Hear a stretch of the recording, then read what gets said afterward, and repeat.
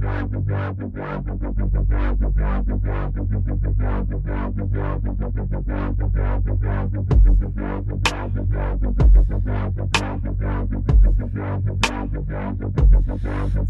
hope and love has been lost and you fall to the ground, you must find a way. When the darkness descends and you're told it's the end, you must find a way.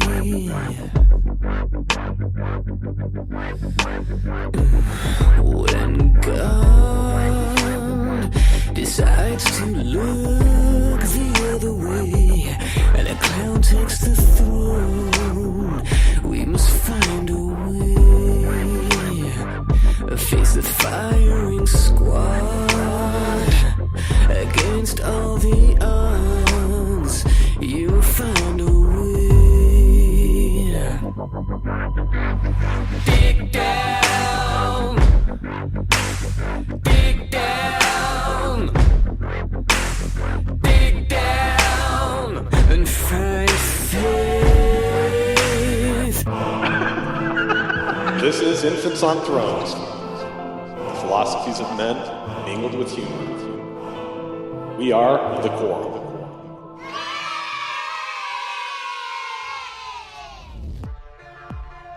All right. Here goes. You are listening to Infants on Thrones. I'm your host today, Bob Caswell. And, well, where to start?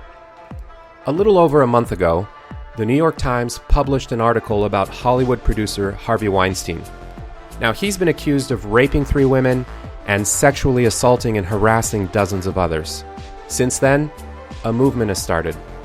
Women and men are coming forward to share their stories of sexual misconduct, sexual harassment, sexual assault, and rape.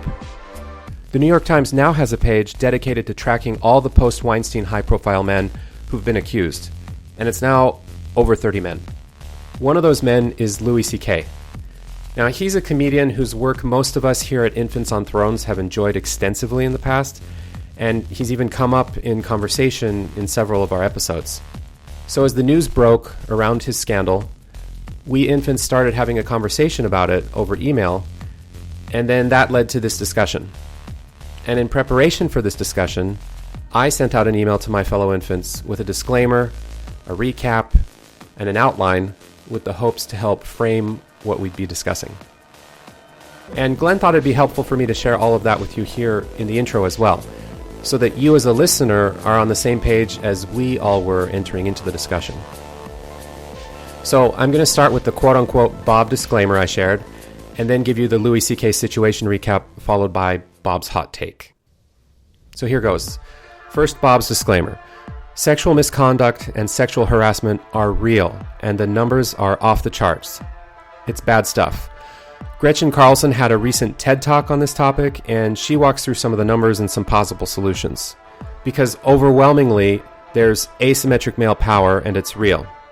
And this is a problem in society. The post-Weinstein moment here is a good wake-up call and reality check. However, moral panic, overcompensation, and identity politics are not the best way to address the problem. And I'd like to think that pointing out flaws here and how to deal with this problem of male power and sexual misconduct is not mutually exclusive with everything I just said about it being a massive problem. I'd like to think that we can walk and chew gum at the same time. So now for the situation recap I shared. Louis C.K., a hugely revered and provocative comedian, Louis C.K., he masturbated in front of 2 women in 2002. He asked if he could, they laughed it off as a joke, and he took that as consent to do it. In 2003, he masturbated while on the phone with another woman, comedian. In 2005, he asked another woman if he could masturbate in front of her, and she declined, so he didn't. Another woman, who spoke under condition of anonymity, she was referencing incidents that happened before the 2000s. And she said he asked her multiple times if he could masturbate in front of her, and she eventually said yes. And he did it in his desk chair with her in the room during a work day with colleagues just outside. So that's 5 women, 4 instances, 3 with the act of masturbation happening, and 2 in person. All the accusations are from 2005 or earlier. Just for context, the original iPhone came out in 2007, and Louis made it big and went mainstream with his FX TV show in 2010. Now for the outcome. The New York Times reported this story on November 9th, 2017. And within about 12 to 36 hours, several actions took place. Some of the exact timing is hazy, but I think I've captured it fairly accurately. So, in less than 24 hours and before Louis responded to the accusations, the following happened. Netflix ended their deals with him and canceled a future special. HBO ended their relationship with him, kicked him out of an upcoming special, and removed his previous material from its on-demand services. He had a movie coming out, and its premiere was canceled. Again, that's what happened in less than 24 hours without a response from him. The next day, after the article came out, Louis issued an apology and a response, addressing his victims by name and saying that the allegations were true. And then the following happened. His movie premiere was not just canceled, his movie was now shelved as well, not to be released. The TV network FX ended their relationship with him and made it clear that he will not receive compensation for any of the 4 shows he's currently producing with them. That's how they stated it. It was a super powerful sounding statement, but who knows if that's really true or legal. Some of these shows haven't even aired yet and are in jeopardy with lots of other people attached to them. Louis was also dropped by his publicist, Louis C.K., and Louis was dropped by his management company, 3 Arts Entertainment. So that's what happened after his apology came out. Literally within hours. So in less than 24 hours, most of Louis' business ties were cut. And after Louis came out and said the stories were true, the rest of his business ties were cut.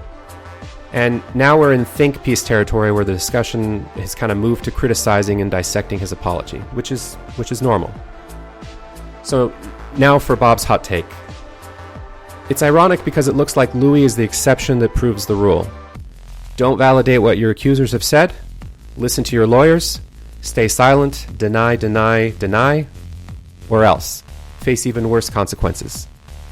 As far as I can tell, in the current moment of the reckoning, as it's being called, that is this post-Weinstein sexual scandals situation where tons of stuff is being revealed, Louis C.K.'s sexual misconduct was the least severe comparatively. He seems to be the only accused as part of the post-Weinstein group, not to be accused of touching, groping, physically assaulting, or worse. Even though what he did, to be clear, is still awful. But his punishment so far seems to be winning the award for swiftness and harshness. So there you go. What you just heard is what I sent as an email to my fellow infants. Well, that plus a dozen or so links to articles and an outline with 20 bullet points to guide us through the discussion. A bit much, I know. As you're going to hear, the conversation derailed pretty early on. It's never been a strength of mine leading a conversation, even if I love having them. But hey, we got through it, even though there were some rough patches. And you're first going to hear here the main conversation, followed by a couple of conversations, if you know what I mean. And one last point. This is a moment in time, this discussion. And I'm sounding super serious here. I'm sorry. It's just the topic sort of brings that out of all of us, I think. So we recorded this only 3 days after the story broke. And one could argue we should have waited for this to play out, digest it, reflect on it, and then comment. But we didn't, and probably wish we could include more into the discussion as we've learned more after it. In my case, I'm going to recommend a specific article in The New Yorker that came out after we had the discussion. It's called, "When Does a Watershed Become a Sex Panic?" Journalist Masha Gessen, herself a rape victim, she talks about societal issues related to blurring the boundaries between rape, nonviolent sexual coercion, and bad sex.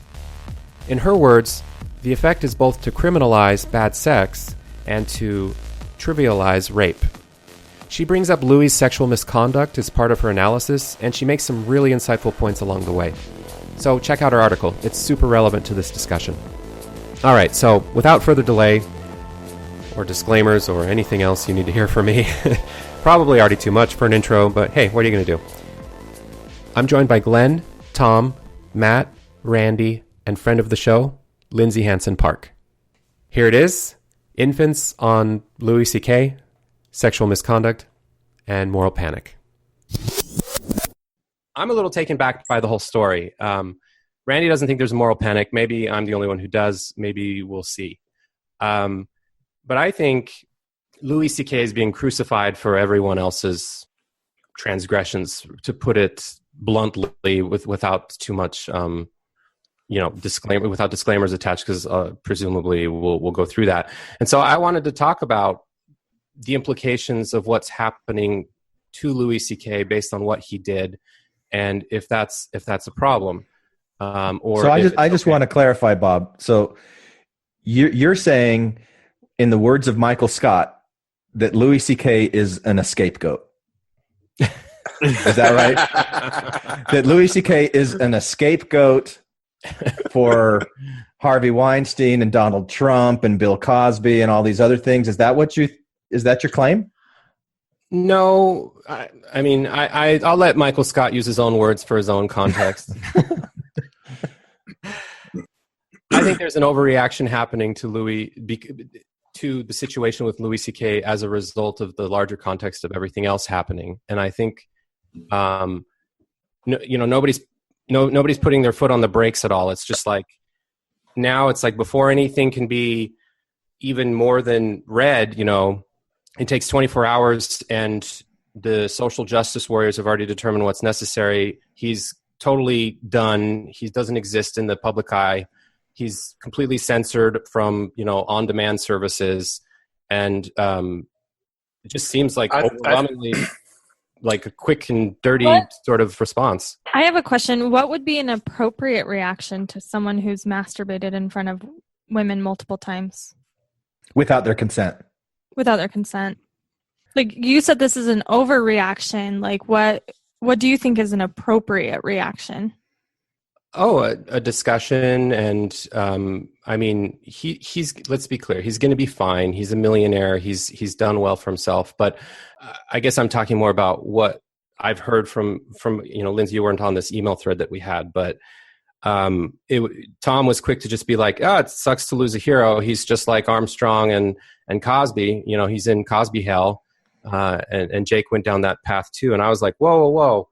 Can we not talk about what happened and whether or not, it needs to be so binary? Somebody does something wrong. Yes, it's bad. It's sexual misconduct. But then we just jump to the last person who did something way worse, and we just put them all in the same category and move on. Is that the right response? No, or should we take... Okay, so I think you're confusing, like, as if there's justice in the fucking universe. But you're confusing circumstances with, like, as if every one of these offenders are on some kind of level playing field. Like, they're all in the same court of law, and there's a judge that has the same laws to deal with, and he's meting out justice on everyone regardless of their offenses. But this is just a matter of, like, like, Louis' entire career is based on the consumer market, and these are just components of a consumer market going, this guy's toxic, we're dropping him, and then boom, boom, boom, all down the line. Where with someone like Donald Trump, he was running for president when the shit hit the fan, but it was like 1 month before the election, so it's totally different circumstance. So it's not like, when you're saying shit hit the fan about Trump, Randy, you mean when that Hollywood Access Hollywood video came out with the Billy Bush, right? And then 15 women, like, shortly thereafter, came forward with their allegations. Well, he was he had the big red R next to his name, and was 1 month away from potentially winning the presidency. And enough, not the majority, but enough Americans put that motherfucker into office. And so it's like, oh my God, he got away with it. He's done this with impunity. Yeah, he did. And that's on all of you fuckers who voted for him. So fuck you. But since then, I think there's been a pendulum swing in the other direction where women are like, oh my God, the leader of the free world can do this? Enough already. And you've seen Roger Ailes go down. You've seen Bill O'Reilly go down. You've seen Weinstein go down. And now you're seeing, like, I don't know, Takai, Kevin Spacey. You know, everyone's going down. This shit has been exposed. Louis got away with it for a long fucking time. Mm-hmm.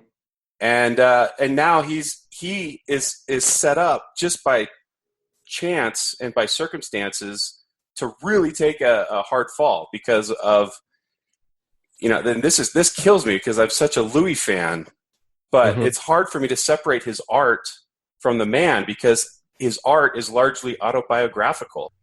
I think the consumer components that have dropped him realize that, But okay, so we'll get there, but let's answer Lindsay's question based on what you just said about George Takai. So George Takai is with Takei. Come on, guys. I'm just Takei. whatever. K-E-I. Takei. Okay, Japanese man. All right, so but George Takei, do we just want to move on and group him with everyone? Do you think that's an appropriate response, or should we parse out what happened to him or what is alleged against him? Do you think we should discuss what people are claiming against people and then make a judgment call, or do we just, when we hear one, we group it with the last one and then we move on to the next one we hear? Do you think it's worth the context and discussion per accusation or not? It's going to take forever to do that. I do think it's worth taking individual things case by case. Like, what would it feel like to have stereotypes based on just your gender that's applied to you all the time, just based on your gender about your sexuality? That's what it's like being a woman, unfortunately. We get lumped in to the crimes of women all the time. If some man has an angry wife that he's married to, then it becomes women are A, B, C, and D. So I think that, gosh, I have so many feelings on this. Do we want to go with the order? Because I see what you're saying, Bob, but at the same time, I mean, what feels like moral panic to you is probably just like what women feel every single day. And I know that that's hard to hear, but let me just tell you, when Donald Trump won the election, I was in bed furiously eating a bag of cheese puffs. Stress eating a bag of cheese puffs. Good choice. I know there was some irony there. It's just what I had on hand. And of course they were orange, yeah. When they announced that he won, I started to cry, and I've never cared that much about elections to be that moved. And I cried for hours, and I was inconsolable. And I just remember feeling very, very deeply that this country doesn't value women. And I posted about it on Facebook. I was like, thanks a lot, America. Like, you must really hate women. And I had all these people that voted for Trump, and they're like, how dare you say that? I don't hate women. I just wanted, lower taxes or whatever.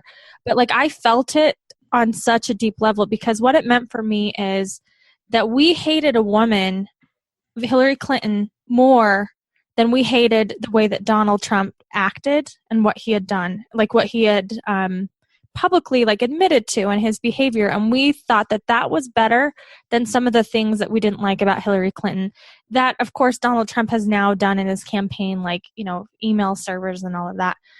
So I think that I felt that very, very acutely. And then for weeks, many of us were very depressed, because again, it wasn't just about, we were worried about our country, but that's part of it. But we saw what the country values. And it was so disturbing on such like a inherent fundamental level to me that people would allow Donald Trump to say and act and treat women the way that he has for years. And these aren't like hidden accusations. These are out there. Mm-hmm. And we still said, yeah, but you know what? Like, we'd rather have lower taxes. Like and that abortion. Like, I have a daughter. I don't think I can articulate this to people enough, because it's so truly deeply painful.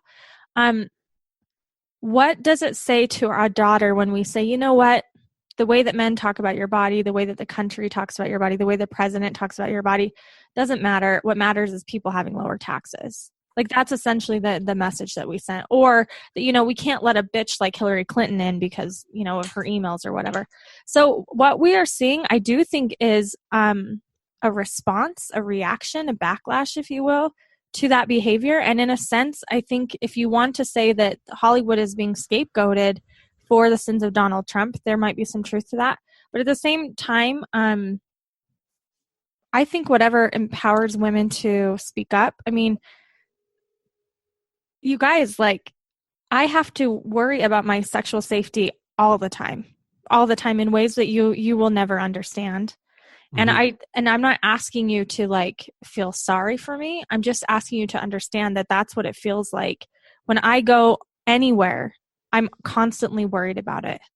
Well, and I reject the term scapegoat because scapegoat is a term that implies that the animal that's being sacrificed is without sin. It's completely innocent. These aren't scapegoats. These are offenders of varying degrees. Yes, Bob, but they're still offenders.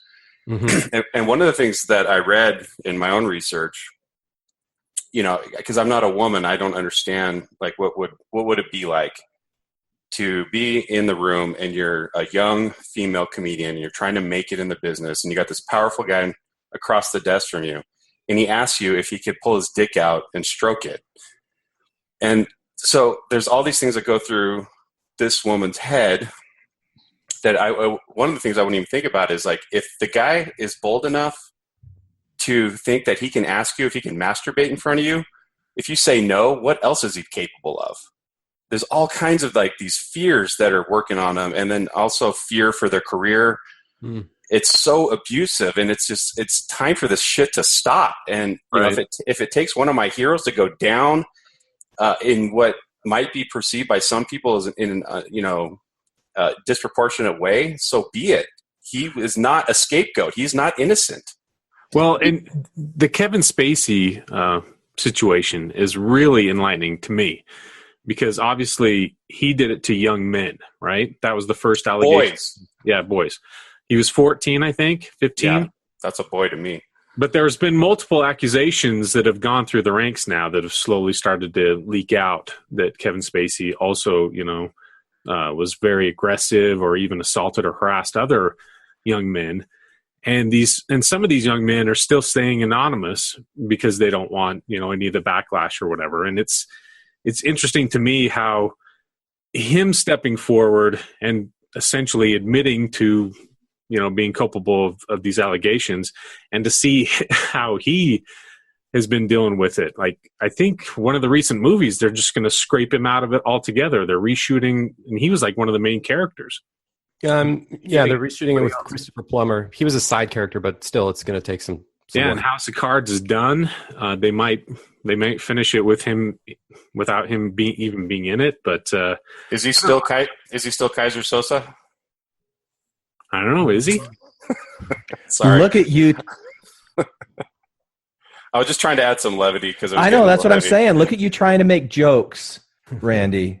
They're offenders, Randy. It's not funny. I need to be really careful in this conversation. This is a hard one, right? It's difficult because when I get stressed, I want to make jokes about stuff to lighten the mood, but this one is rough. And did you guys see that tweet that was floating around social media that someone said, "Man, it's really scary to be a guy right now." And the response, the poor guys. Why would somebody please think of the feelings of all the good guys out there? What would it be like? Yeah, what would it be like to be vulnerable, to be just attacked at any moment and be overpowered by some sort of, what would that be like? Well, and the response to the tweet was, "You mean, what a scary time to be a predator, not a man." How strange that we conflate this predatory behavior with men, first of all, as if it's just this is what all men do, and what a scary time to be men. And then the thought about this, what a scary time to be a predator. Predators should be scared all the time. That should be our baseline normal. If you're doing something bad. And I agree that punishment should fit the crime. I absolutely think that social media especially is really good at burning people down and public shame, and that to me is an important conversation that needs to be had. But I think that is a discourse we should separate from this conversation, because this is a problem that is so pervasive, so systemic, so common, that it's not going to get better unless we talk about it. And so I know that it's hard and uncomfortable for a lot of people, and some people would say it's like a witch hunt, but like, F it, let it be a witch hunt. Like, grab my broom and the torches. Like, this has to be rooted out, because it's something that affects not just women, but men. It affects people in the LGBT community. Some of the most vulnerable people that are assaulted are trans people or people of color, because they are seen as lesser in society. So like, we should all be grabbing our pitchforks right now and figuring out what to do about it. And I think that you can do that compassionately. And I think as we get into talking about why men do these things, we can offer it there. But I don't think that Louis C.K. is some sacrificial lamb. I just disagree with that. No, that's okay. And I witch hunt. I mean, I think we can call it a wolf hunt, because these are not myths and monsters that we're rooting out. This is really, really bad guys. So anyway, and these are women just admitting what happened to them. It's not like people are disproportionately like picking on Louis C.K. or something like that. That's not the narrative either. But I think one of the dangers. Go ahead, Tom. I was going to say, I think Weinstein is probably like the worst kind of predator because of the amount of evidence. If I remember right, there's actual criminal charges being pressed against him.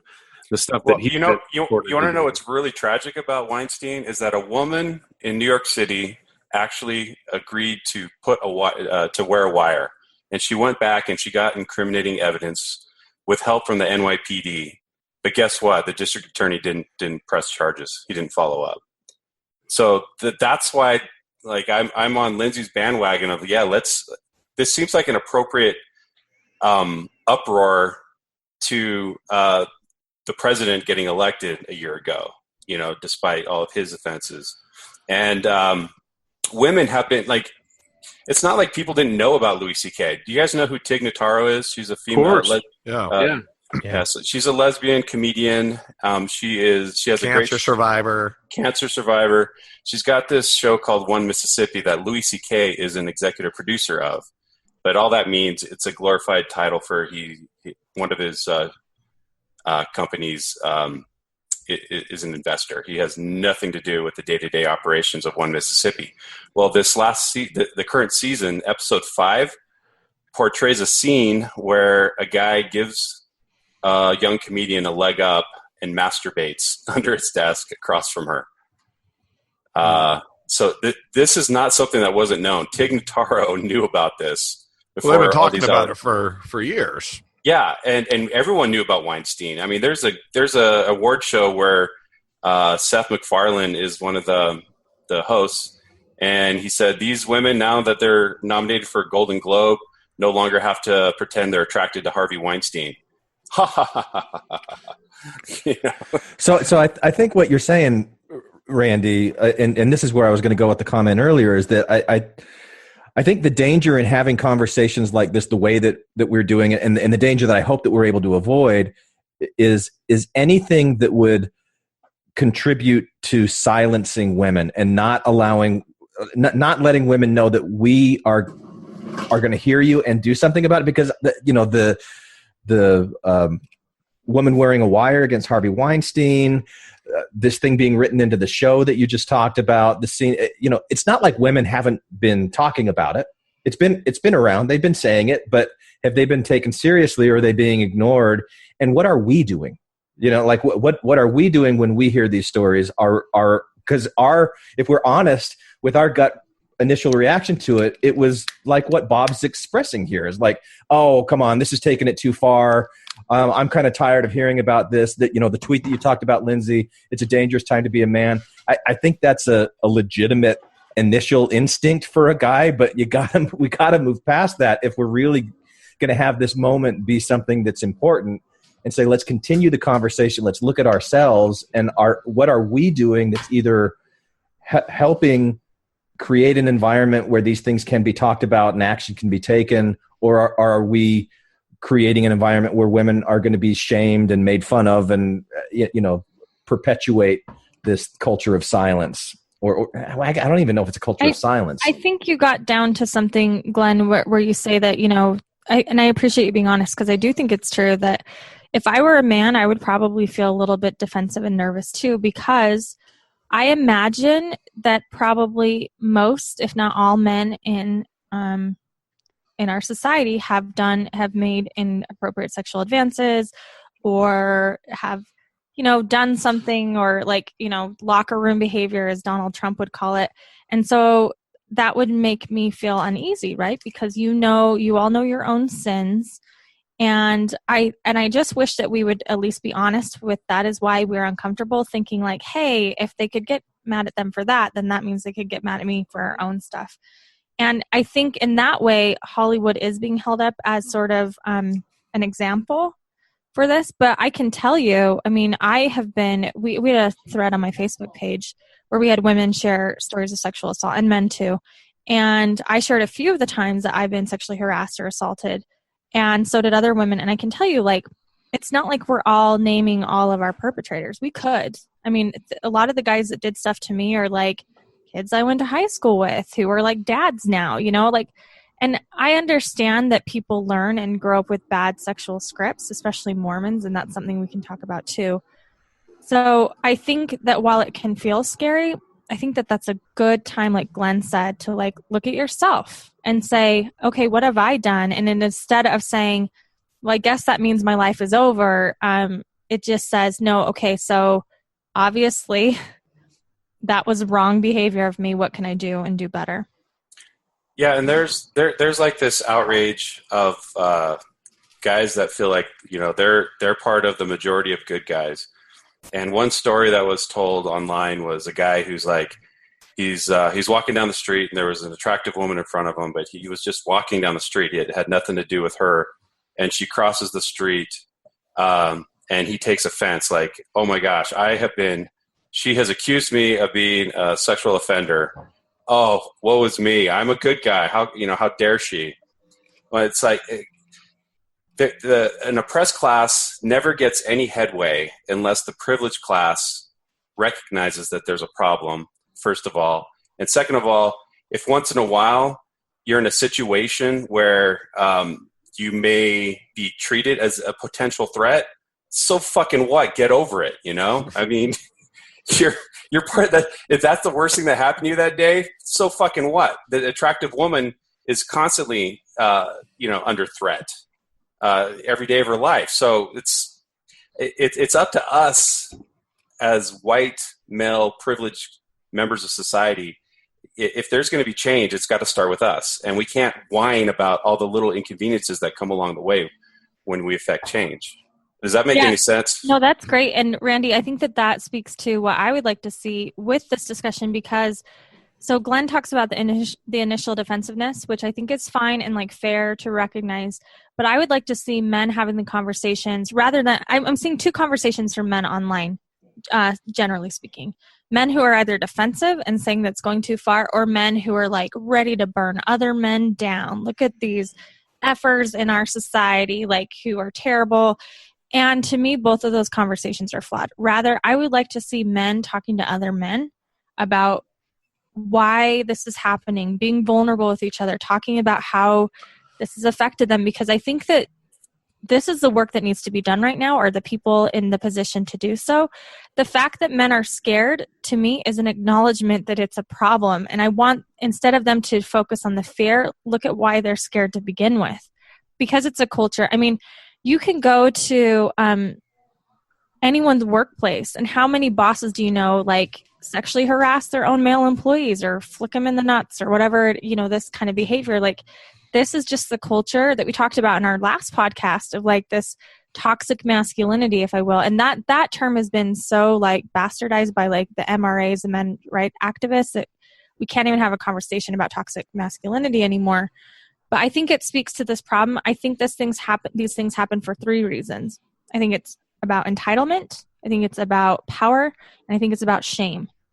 And I try to talk to men in our community about all of these things, but I would like to see more men talking about them too, rather than just like blanket condemnation or blanket defense. Talk about, why do we feel entitled to do this? Why would we just assume that women want to see our penises? Second, like what do we get out of this? Why does this feel powerful to us? And then the shame. I mean, a lot of psychologists are analyzing right now that men who feel deeply, deeply sexually inadequate often do this exhibitionist behavior, because they were shamed as children and they want to make someone else feel shame. And that makes them feel powerful. So like, those are the things I wish men would be talking about with each other and giving each other space to be like, you know what, I did do this inappropriate thing in high school. I really regret it. Because you guys are the ones that can hold each other and walk each other through. Like, we shouldn't expect women who have been victimized their entire lives to be like, you're right, guys. Like, you're still good people. We would never ask that of victims. You know what I mean? Yeah. Well, what I've been thinking about is certainly, I guess, my own behaviors, but as men, just how even the best of us objectify women to a degree that's just unacceptable. And an example I read online that I really hadn't thought about, but it struck me pretty deeply, was how men are willing to overlook their friends mistreating women, girlfriends, these types of things, but they would never they wouldn't overlook that if they treated other dudes that way. Like, that would just be a sin. But cheat on a woman, cheat on a girl, treat someone poorly, that's acceptable, rather than calling out that bad behavior. And it's a form of objectification. And I think there's real truth to that. And I certainly have to take stock, and all men have to take stock in those behaviors. And I've reflected on jokes that I've told in the past that are crazy inappropriate. That there are reasons for it, and I'm broken and was dealing with a lot of trauma in my job, and that was certainly the way I dealt with my pain and other people's pain, but it was inappropriate. And I'm sure it made other people uncomfortable, and just in the moment not being conscious of those things, and now reflecting, saying, yeah, me too. Me too was, made somebody uncomfortable because of all these factors. But as men, it's so difficult to gain that perspective, and I still struggle with that. And that's the privilege that just demonstrates the privilege. Well, and it's hard. I would say that, women are also, even though it might not feel like it, they're doing this work too. I mean, some of the worst people who are the most complicit in upholding these like damaging things that happens in society, these patriarchal things, are women, because women already don't have power in society. So we like to police each other. And, you can read Half the Sky with Nicholas Kristof, where he says the worst abusers of women are historically mother-in-laws, because they are upholding these systems of oppression. I can't tell you how many times I've dismissed women's stories when they came to me, or I heard that they accused a friend of mine, and we wanted to say, oh gosh, like, she's just looking for attention or whatever. So it's a whole systemic problem.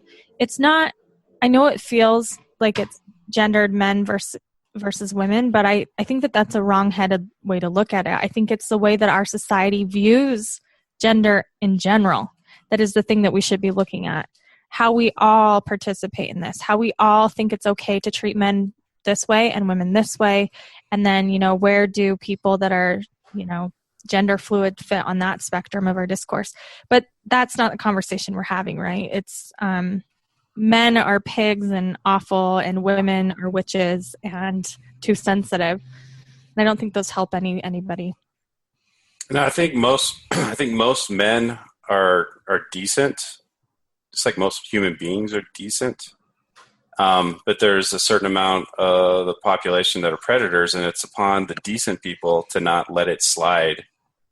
I don't think. I would hope that none of us on this panel have a habitual problem with oppressing women, in your workplace. But why is that funny, Randy? Because Louis C.K. You never know, man. You fucking never know. And the thing that's really disappointing about Louis C.K. is he was kind of a voice over the last 5 years, 6, 7 years of like pointing out the shittiness of men towards women. He had this one bit where he's like, I can't believe women actually put their life on the line every time they go on a date. Like, well, what are you gonna do today? Well, murder you if everything goes as planned. He had this great way of putting the spotlight of how much peril women are in, and then you find out that he's one of the ones that was one of these predators. Well, yeah, he understood the mind of a predator. That's where his mind went. Hey, this would be a great corner to rape somebody. Most people don't walk around kind of spotting out where would be opportune places to, Yeah, but at the same time, it kind of pointed out like, yeah, this is how much danger women put themselves in because we are such pigs. I don't know. I guess you make a good point. Like, he's a predator, but I think men, like, the first thing that we need to do is we need to understand that we are sexist, just like we're racist in certain ways that are just involuntary. Just the other day, some driver in a minivan made the most unbelievable, inconsiderate, cutting me off in traffic. And the first thought that went through my head was, it's a woman. And then I felt guilty. I didn't even want to confirm if it was a woman. What was it? It turned out to be a woman. It was probably me, to be fair. But that was like, it was like this epiphany, like, oh my God, I'm still sexist. I'm sexist as shit. But, if we don't first recognize our sexist tendencies, we can't then if you don't recognize the problem, you're never going to work on the problem. Yeah, I hesitate saying this because I don't know if I don't know if I'm right, for one, and I don't know if I'm going to be able to say it in a way that doesn't, like step on some explosives. But I think you were being too heavy-handed with Louis C.K., but both Randy and Matt talking about him as a predator, and I think that part of that, Lindsay was talking about the two different types of conversations she's seeing from men, and they're kind of on the extreme of a spectrum. I think that's if men are going to be able to have these kinds of conversations and be vulnerable with each other, I think we have to find ways to deal with our own shame instead of just like shaming what Louis C.K. did and like lumping him as a predator who's looking for dark corners where he can rape women. Because then it's like he's not us because we don't do that. You said that, Randy. We're not like Louis C.K. and kind of laughing, but then you acknowledge you do have your own sexism that's in there. I think we need to be able to have the conversation without all of the shame, because I think the shame is a deterrent to having the conversation, and then it kind of creates this cloak of let's just don't talk about it. We just don't talk about it, and things continue to keep on going without the awareness being able to be raised, because we don't know how to talk about it without feeling that shame and putting that shame on other people. Well, and the perfect example of that is like, I'll just be autobiographical. Yeah. I said something that on an Open Mormon once that could be construed as sexist, but really didn't come from a hateful place. Is that what got you banned?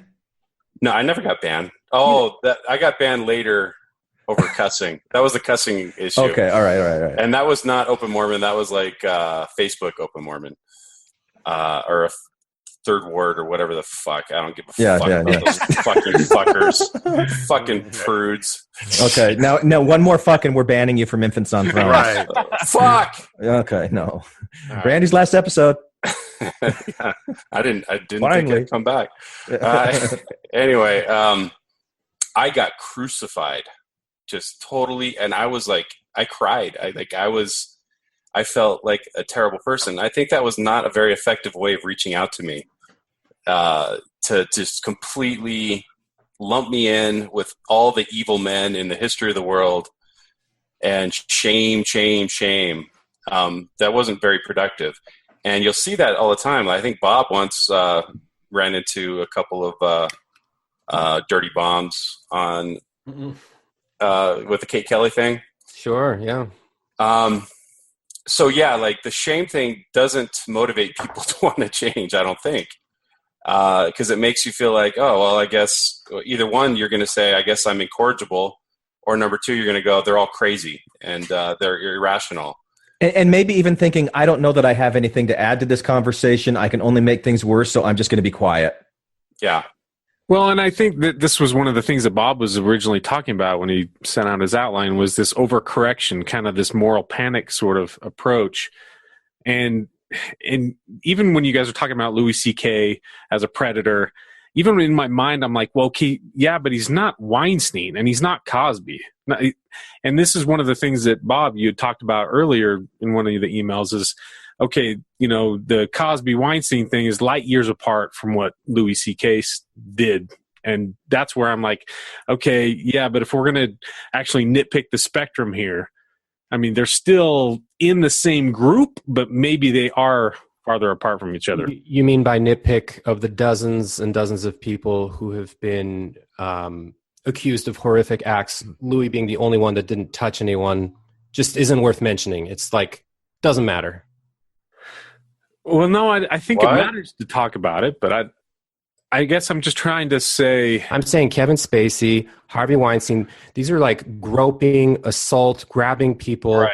To date, Louis C.K., so far as I can tell, of the post-Weinstein accused, has not been accused of touching anyone. And I'm just pointing out facts. I'm not saying he's a saint. Right, but you're pointing out facts for a reason, and the reason makes people uncomfortable because it's like trying to deflate any kind of abuse of power towards women. It just goes back towards bullet number one, which is what's the difference between sexual misconduct, sexual assault, and do words not matter as soon as you cross whatever the line is? Do we need to define it and then it's all together? So I want to ask you, Lindsay, if it's okay to share a story that I know about you, and Sure. and ways that men who feel like they're in a safe space because they're sending you a private message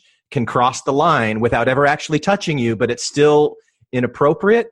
And like you don't say anything about, and you just take it all the time. And so to me, I'm not arguing for appropriate behavior, just to be clear. I don't think. But I think that's where that's why you get the pushback on this though, because we can't maybe Louis C.K. didn't actually touch them, but if we're going to have the conversation about what's appropriate or not, splitting hairs between sexual assault and sexual no, they're both not appropriate. They're both not appropriate. Harassment and assault, and the misconduct. So parsing between conduct. In some cases, it may be relevant. In some cases, it won't be. And I guess my question is what are the contexts that it does matter? What are the contexts that it doesn't? I don't see the specific behaviors here of engaging in public sexual indecency, which is a crime, which is a felony, and saying that type of a behavior, that non-consensual behavior, we really need to parse that between an assaultive behavior and yes, it's lesser in degrees and again, maybe the law does that, but what we're talking about here in the social condemnation, I think, is we can lump them together. So that's what I'm saying. That's where we need to be cautious in distinguishing behaviors. And yes, there are behaviors that are they're certainly distinguishable, but I guess when is it relevant to do that? Well, and I also want to you made a point of saying that Louis C.K. didn't actually physically touch them, but these other people did. And I'm going to disagree with that because, like Matt said, even exposing yourself to somebody who doesn't want to see that, you have imprinted on their brain. You've touched them. And there are emotions that are tied to that. They feel that. There is an expression, there's an experience that says, I have power over you, that you make them feel that fear. You have physically impacted them, whether you've reached out with your hand and touched them or not. You've touched them in other ways.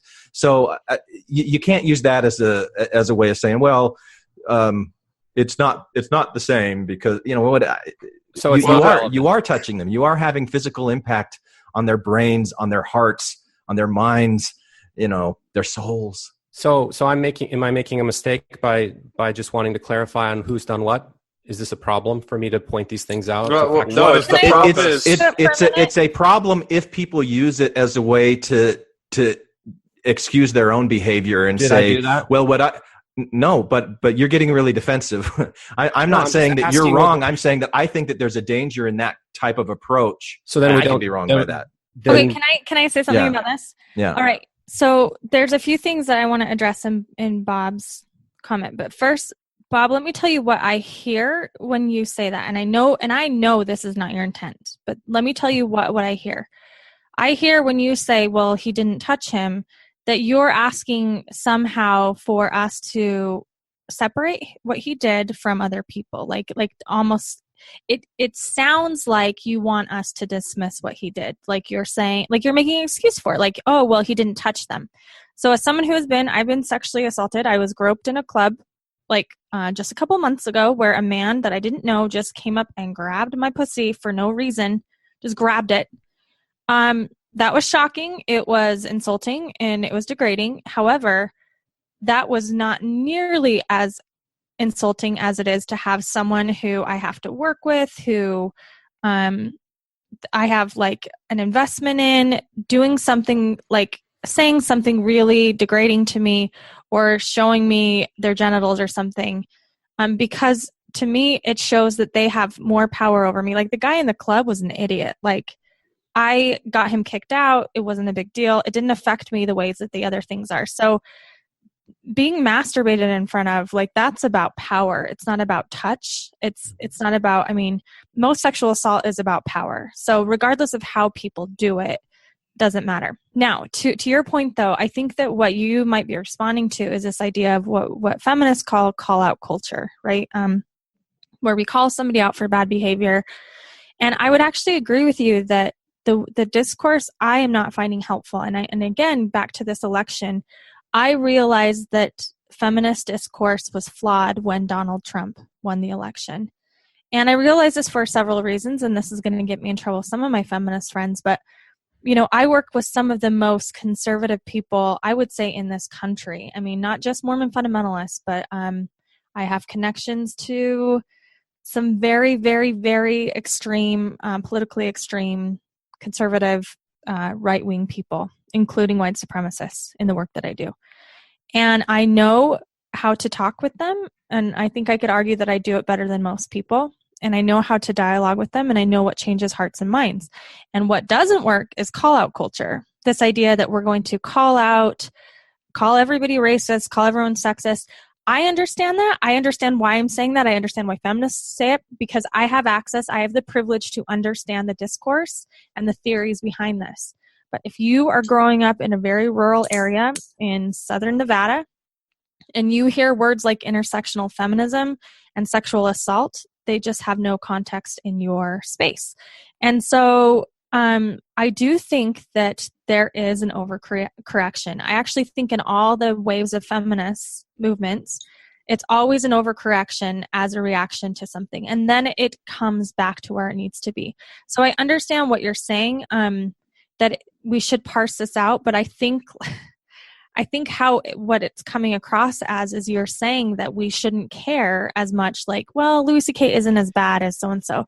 And so it's possible, when we talk about this call-out culture, so the opposite in feminist theory is call-in culture, the idea that we call people in, it sort of takes the shame away from it and adds some grace. And I'm more invested in that narrative because I think that it's more effective, and I would rather be effective than just angry. Could you describe what that is a little bit more? Call in as opposed to call out. Is more call out is like an accusatory tone. The idea that we call someone out for their bad behavior, we want to punish them, hold them accountable. We want to, in a Mormon way, excommunicate them from our circle of friends. Call in would be the opposite, which is where we highlight the behavior, but it's an invitation to change together as a community, and help an individual who has done this. And so I'll just give you an extreme example. So I have softened a lot on my position with call-out culture because I work with a lot of predators now in my job. And one thing I wanted to point out is, I think it was Randy that was saying that some men are good and some men are predators. And to me, like, I understand what you're saying but to me, that's a dangerous distinction, because if we just believe that, like, people, sometimes kids, they're bad guys and they're good guys, that's not true. I think that anyone can become a predator, men or woman, that everybody is capable of this bad behavior, and we need to look at it that way. Now, do some people have more predispositions to act badly? Yes. But I work with people who have done horrific things and people who have been victimized in ways that I don't think that other people in society will be able to understand. I don't think most people will understand some of the abuses that people in the FLDS have experienced, because they are so out of the realm of anything that we can even comprehend. And Warren Jeffs has been terrible. He's a terrible predator. He's a terrible criminal. He's done all of these things. And yet I am really good friends with his son. And I've said this before in a podcast, like, to my friend Roy, Warren Jeffs is his dad. That's his dad. And he's also molested Roy, and Roy's talked about that publicly on our podcast. But he's still his dad, and I can't help but think of little Warren Jeffs at 7 years old eating oatmeal at his table. That's the image that comes to my mind all the time, is Warren Jeffs eating his little oatmeal at his table at 7 years old, because I have a 7-year-old son. So to me, I'm more interested in, why did Warren Jeffs, a 7-year-old eating oatmeal, turn into Warren Jeffs, FBI's 10 Most Wanted, than I am in just talking about Warren Jeffs, the villain and the monster, all the time. While that's helpful, and I think that victims absolutely get to do that, I think that I have the privilege of not talking about Warren Jeffs that way, because I've never been victimized by Warren Jeffs. And so to me, I think it's an incomplete discourse if we turn people into black and white, predators, or they're evil or they're a villain. Harvey Weinstein, to me, he has probably, that we know of on record, the most egregious crimes. And so it's easy for us to say Harvey Weinstein is a bad guy.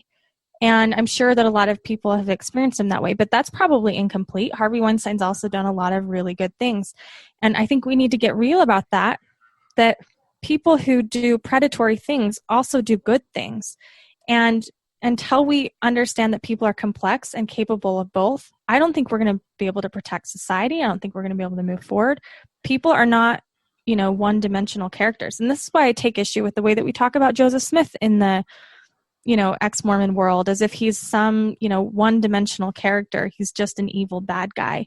Well, that doesn't explain how Joseph Smith got access to all the people he did. If we make him into the black hat or the white hat, I just don't think it serves anybody. Sorry, I kind of got off topic. No, that's a really good point. Point taken. We're all capable of goodness and darkness, light and dark.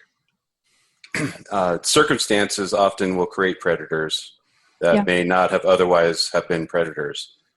Power is intoxicating, and all that stuff is I totally acknowledge that's a good point. But on the spectrum, Louis C.K. is less serious than the other guys. So no, but here's the thing that I hear from Bob that makes me apprehensive.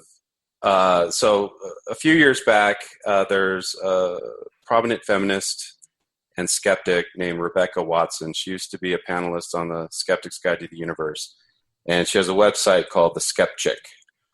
And she was at a conference, and she was at the bar and talking to fans till about 3 a.m. when she finally said, "I'm tired and I'm going to go to my room." Well, one of the guys from the bar followed her to the elevator, got in the elevator with her, and hit on her and invited her to his room. And all she did was post a video saying, look, guys, if you want more women at these skeptical conferences, which is a problem, they tend to be sausage fests, don't do that. Don't corner a woman at 3 a.m. alone in an elevator and hit on her and ask her to come to your room. She wasn't vicious about it at all. It was like really just constructive criticism. And Richard fucking Dawkins lost his shit, and he said, there's women getting their clits cut off and their noses cut off in Afghanistan, and you're whining about being hit on in an elevator? And that's what like, I don't like where Bob's going down this path, because it's like, okay, because really terrible things happen to people, the lesser things don't matter. I know that's not your intention, Bob, but that's kind of where that logic, that's where it plays out.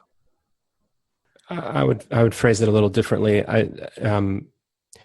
It's just the irony of punishing the non-physical abusers much more harshly than those that really deserve it. And we should take a look at the process and what's happening, and whether or not the overcorrection is hurting the way the system should work.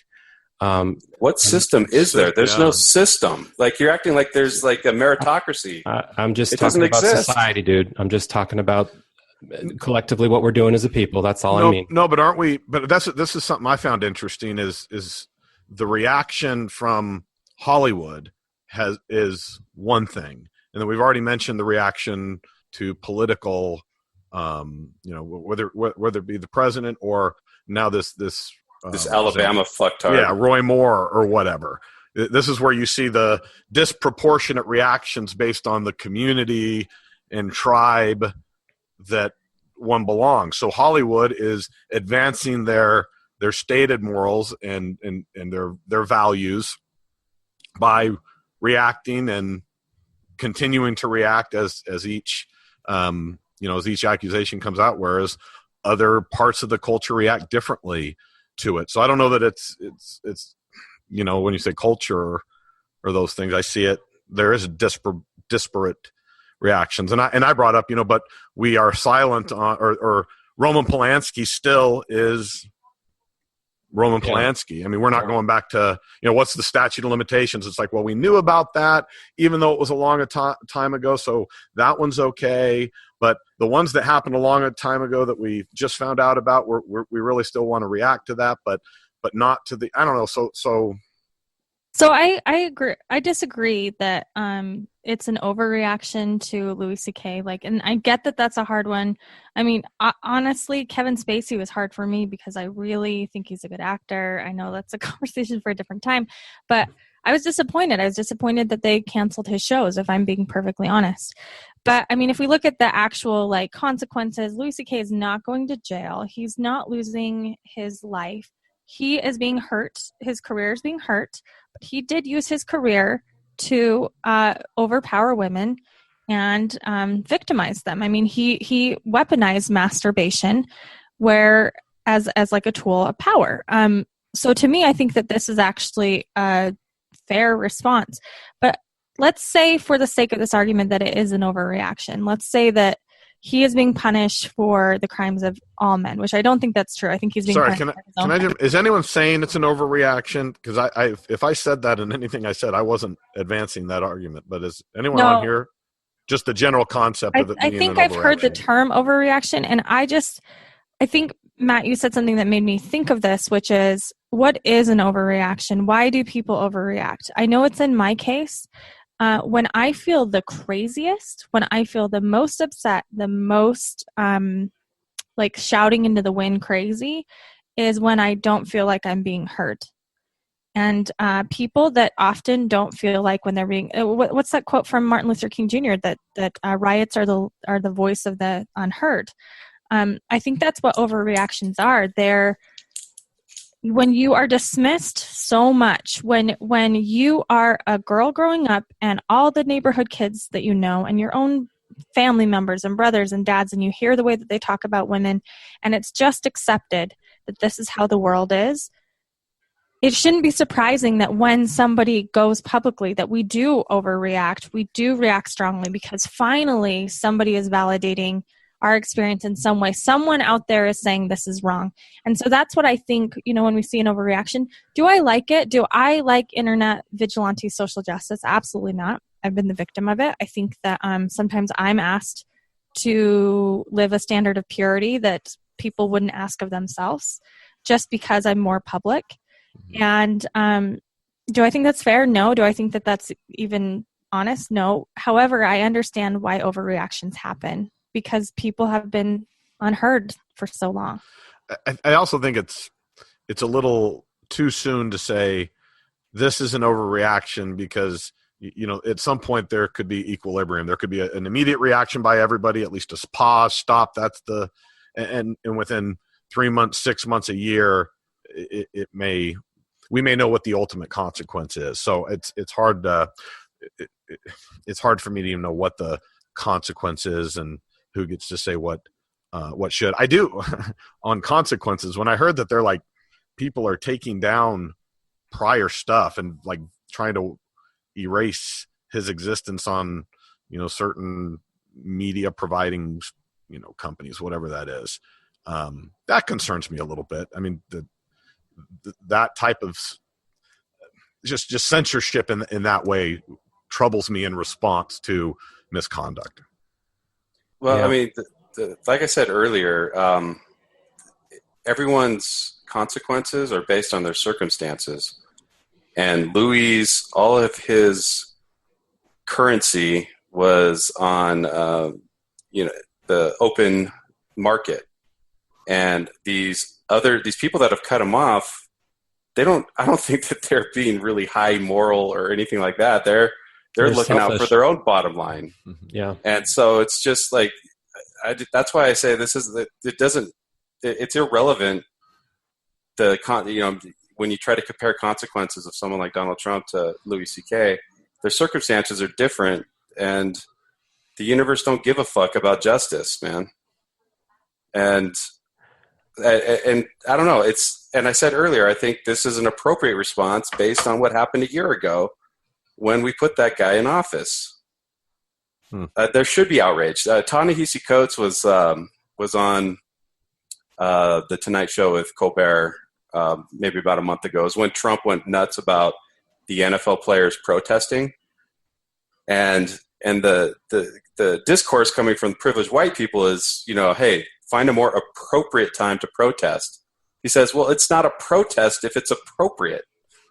The whole point of a protest is it's an inappropriate time to be doing it. And, if, again, like to me, as much as I loved Louis C.K. and I love his art, like as soon as that stuff came out, I didn't even need him to come out and say that it's all true. I knew it was all true. Do you think that his career should end then, Randy? How does that determine? It's determined by the market. That's not asking the market. I'm asking for you. Like if I was king of the world, of the universe. No. If you were to say, okay, I think justifiably the outcome would be that Louis C.K. becomes irrelevant in 5 years. Again, you're asking me to be king of the universe. Okay, yeah. All right, Randy, be king of the universe and just play with this hypothetical. Whatever conditions you need to answer the question. Let me answer the question I'm going to ask myself. If Louis C.K. tries to make a comeback, would I consume? Is that a fair? That's this is when you pull a Bednar and you go, well, let me answer a different question. There are no homosexual members of the church. Just give that response. You're really quick on the uptake, Glenn. That took you about, 15 to 30 seconds to catch that I was making a Bednar reference. Were you? Yeah. No, yeah, I didn't. Yes, I didn't catch that you made a Bednar reference. Sorry. I thought that was self-evident. But I thought I was asking myself a tougher question than Bednar asked himself. Would you agree, Tom? I don't know. I'm waiting for you to answer it. No. First acknowledge is the question a tough question to ask myself. If Louis C.K. tries to make a comeback, would I consume? If you're a big enough fan like you purported to be, then yeah, I think it would be difficult. I mean, because I asked the same question to myself when Cosby and all that stuff went down. That's why I sent the email to all you guys saying, "Hey, sucks, right?" Because I had to go through this when Cosby's fame went right down the toilet, and I was like, "Can I even consume his comedy anymore?" And right now, I'm just like, "Well, I'm glad I enjoyed the comedy back when I didn't know about all the allegations." Back when he raised me in the '80s as yeah. as Dr. Huxtable. No, Cosby was a lot easier to let go of because he hadn't been relevant in my life. Because you didn't really like his stuff. Well, I hadn't really consumed his stuff for decades. All right. Whereas Louis C.K. is like, he's prominent in your psyche right now. Yeah. So he was a hero. Independently does a podcast now because that's the last bastion of, nobody else. We may be able to get him as a guest now. Yeah. Do you subscribe? I hear he's free. Do you subscribe to his podcast and contribute to Patreon? No. Okay, so the answer to my question, or to my own question, would I consume him if he tried to make a comeback, is I wouldn't put money in his pocket, but I would give him a chance. Because, there's so much art out there over the centuries where the artist was a shit, did terrible things probably. I don't know. I was going back and forth on whether we should bring this up. Separating the artist from the art, is that something that we should talk about? But it got so heavy. It's been so heavy so far. We were going to do that podcast like 3 years frivolous. ago. Weren't we going to do that, Tom? It was like Trent Reznor v. John Lennon or something like that. Oh yeah, that's different though. I think Randy brings up a good point. Do we all need to dismiss the material that we thought was so brilliant now that we know that it's the truth instead of some sort of pseudo version? Like I had in the outline, is this a little bit of a death blow for honest comedy?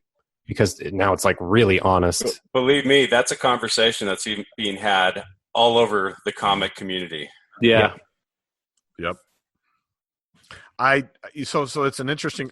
I've really struggled with that, Bob, because I think I would hate to restrict art, and I recognize I've consumed a lot of that art and the crude humor and those things. But then I've read articles about how that crude humor contributes to, exactly these problems. So there was are you guys familiar with Say Anything, the band? Nope. Anyway, there was a song came out a number of years ago that was like, "Wow, I can get sexual too," and it's about a guy who's calling a girl that he met on the internet and getting her to touch herself, and he said, "I'm not playing that anymore. It's just not appropriate," and acknowledging that he was saying that he needs to acknowledge or wants to go through and reevaluate even things that were presumably consensual, and making sure that they were truly consensual, and recognizing that his song that he wrote at 19 when he was just naive and didn't understand things could have negative impact on other guys. And I don't know, I'm not convinced by that, but it's worth considering, I guess. Well, and I'm talking about like over the centuries, like, sure. You mean just like whitewashing or getting rid of anything that had a bad character? Right. Well, like, let's go through the museums and get rid of the paintings where this guy was a piece of shit.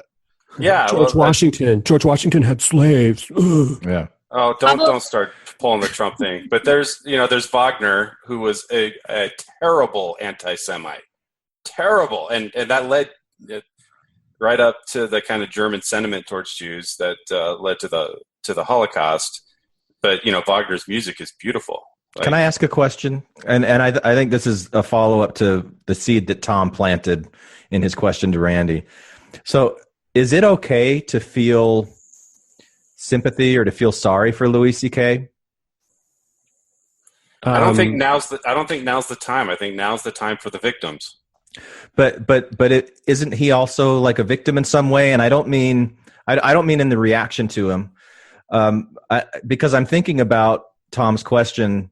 What do we do with his material now? And I think there's a lot that we could glean from it now that we have a fuller understanding of where some of that is coming from.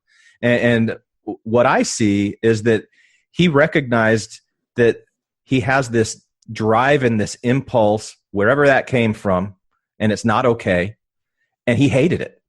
And in putting it out in comedy, he was kind of what's that guy from the movie? He's like hitting himself. He's punishing himself. Self-flagellation. Yeah, self-flagellation. He's putting himself out there. He's punishing himself using, like making fun, ridiculing these things that I think he feels deep shame about. Is it okay to try to look at this situation from his perspective and have any kind of sympathy or empathy, or is the very act of making an attempt at that going to be interpreted as excusing and justifying his behavior? I'll wait for the correct answer and then I'll tell you how I feel. Yeah, I was going to say the same thing. Yeah. You guys are all looking at me. Yes. No. I think that this one is difficult because I am someone who consistently does feel sympathy for a perpetrator as well as a victim. Again, though, this comes from a place of privilege. When you're not the victim, you get to address it in a different way. But victims don't have the benefit of that. And in fact, I would say a lot of the overcorrection, if we're going to use that word, comes from victims not being believed, not being taken seriously, from being accused of overreacting. And so for me, the proper way to engage this, if we were to write like social norms, social morals for everyone to follow, is we validate the shit out of the victim. There's a campaign that a lot of people don't like called Start by Believing. And they don't like it because, in the court of law, it's like, you're innocent until proven guilty. But we're not asking people to put them on trial in a court of law. We're asking them to acknowledge someone's story, and sometimes in the court of public opinion. And I think what that means is we start by believing. You don't have to end up there, but you can start there and validate the victim. That said, I think it depends on what your motives are. If you want to be angry and just be angry on the behalf of the victim, then I guess you don't have to give any sympathy or empathy to the perpetrator. I am interested in change. I mean, that's what I'm interested in. In the communities that I serve, it's helpful to validate the victims. It's helpful to acknowledge their experiences. But I also want to be effective in the work that I do. So, you can only be fueled by outrage for so long until you need another thing to be angry about. And I think that we are not going to understand this problem and get down to the bottom of it until we address why people do this. And if shame is involved, and all the experts across the board, you can go look at, just Google, why are men masturbating in front of women? Google that, and you'll have Forbes and Slate and Rolling Stone. They've all written these big articles on it. And one of the big things is shame. I mean, we have, like we talked about in our other podcasts, men are going through this crisis where it's this fragility crisis, which I addressed, sort of sloppily in the other episode, which is white men, specifically in America, are given all kinds of promises. They're promised that they're entitled to things. They're promised that they're entitled to this manifest destiny, to this best life. And then when it doesn't happen, it must be because something is deeply wrong with the individual, rather than the system is a complete lie. And so these men are given shame. And so is the answer to shame them more? Probably not, if we want to be effective. I mean, a lot of the men that are perpetrators out there watching this conversation, I don't think, one of the benefits is it will shame them into the darkness, which is good, but we know that shame festers in darkness, and so I don't think it's a sustainable way to engage. So I have chosen to give sympathy and empathy to victims just to be effective. At the very end of the day, but like you guys are talking about, if you had this conversation off air, privately, you probably would be a lot softer with Bob. And I don't think we can move forward until we allow some grace in these conversations. But, I guarantee there will be people that will take my words and say that I wasn't hard enough on men in this conversation. But again, in my experience with the communities that I work with, that is not effective. And I'm more interested in being effective at this point. Can I say something about Start by Believing? Sure. Such a pet project of mine. Start by Believing is a great program until it has any application in an investigative and law enforcement setting. And in that context, it is fatal to victim protection. That's all I'll say on that. And no. That's actually really good that you brought that up, because I think that we are conflating these things. Right. And Bob, when he started the conversation, it's like we are treating the legal system is a system. It's a construction that a bunch of people got together and said, this is the best way to deal with these issues in society. We know it's flawed. We know it's not perfect, but we know it serves its purpose. And there are laws and rules that are constantly being debated in political spheres to settle that. That is a different conversation than the conversation of public opinion. And I don't think that we separate those enough. What is happening with Louis C.K. is not a criminal investigation. We are not lawyers or judges. We are just consumers of his art. And so people are going to respond to that differently. And I think that we really do need to separate those two conversations, because I agree with you. I would be upset, if the people who don't like me or made accusations against me, if police had to investigate and they automatically assumed that I was the villain, right? The justice system serves all of us in that way. But this is a different scenario because it shows what we value in our society. Does that make sense? Mm-hmm. Bob, did you feel there's just not enough due process in the public response, especially as it relates to Louis C.K.? Yeah, I think that's part of it. I think most of the reactions, like I outlined, happened within, there's about half of them that happened in the first 12 hours, and then the other half that happened in about 24 hours after he said something. And just to be clear, he's, again, by way of exception, the main one of all of these people who've been accused who said the most about what he's done and admitted to the most of what he's validated the victims the most. Yeah, he called them by name. His apology, while flawed, and maybe it's a low bar, but it was like light years away, better than anybody else's statements, which are like, not saying anything, my lawyers, blah, blah, blah.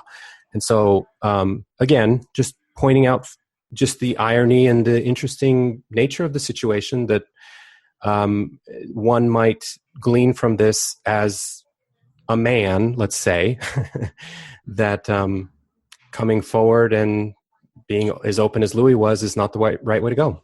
Well, here's how I'd counter that, Bob. Maybe that's the way it's played out immediately. But for me, as a diehard fan, the fact that he, outside of anyone who was stupid enough to send a dick pic where there's hard evidence, like the Wiener character, he's the only one that I know of in this circumstance that has admitted to it, and he did it pretty quickly. Randy, I'm sorry that it took me so long to respond to you saying hard evidence after dick pic.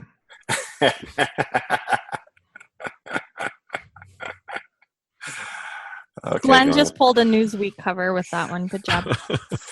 So for someone like me, there's a couple of minor redeeming things about this. Number one is he admitted to it really quickly.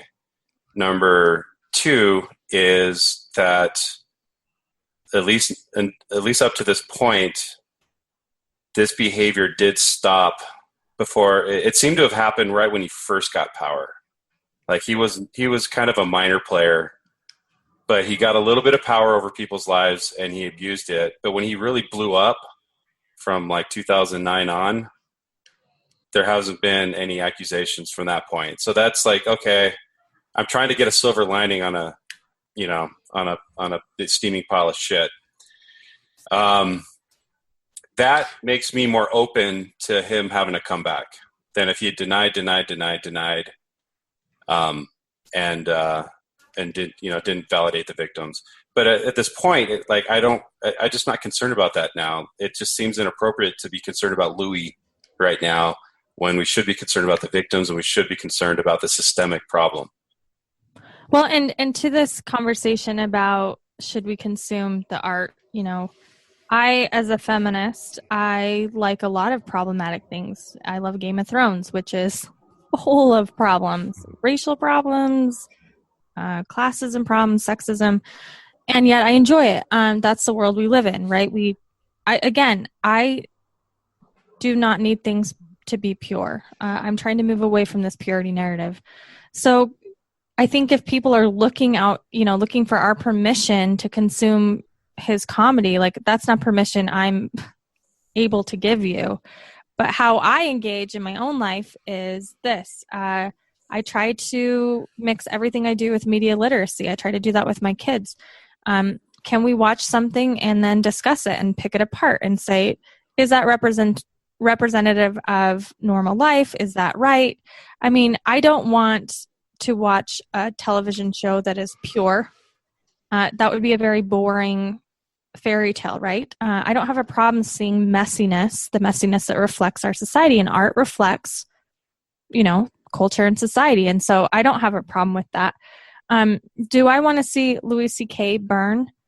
I don't know. I mean, again, public shame is hard for me, and I don't like this idea of we decide that we're going to throw people away in society when they've made mistakes. I think Louis C.K. has shown some remorse. I think it's unfortunate. It's very unfortunate that his apology had to come after he was caught. There are a lot of things, like Bob said, that are problematic about his apology. However, I also think it is true that I am more able to talk and work with people who are willing to at least admit that they have a problem than that those who aren't. And that's kind of the line that I draw. If someone is genuinely willing to work on their stuff, I am willing to walk with them on that. If they are not, those are the people that I think are the most dangerous, people that are in denial or people that try to hide it or cover it up. So for me, that's the line. If someone is willing to admit, I don't need people, I always say this all the time, you don't need to be perfect to be loved. I don't think that that's a healthy standard for society. That said, I think that's okay as long as we don't do it at the expense of victims. Anyone for the closing prayer? When friends are thin on the ground and they try to divide us, we must find a way. We have entered the fray and we will not obey. We must find a way.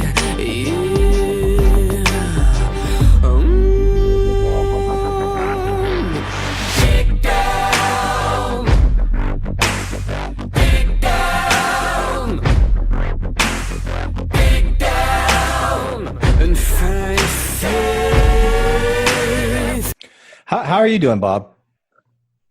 I've been better. Because I know you put a lot of time and preparation into doing this, and the conversation got away from you pretty quickly, and then came back and bit you pretty hard. I just tried to sit back and listen. What do you, I mean, we don't have to record this if you don't want to, but what are you feeling specifically?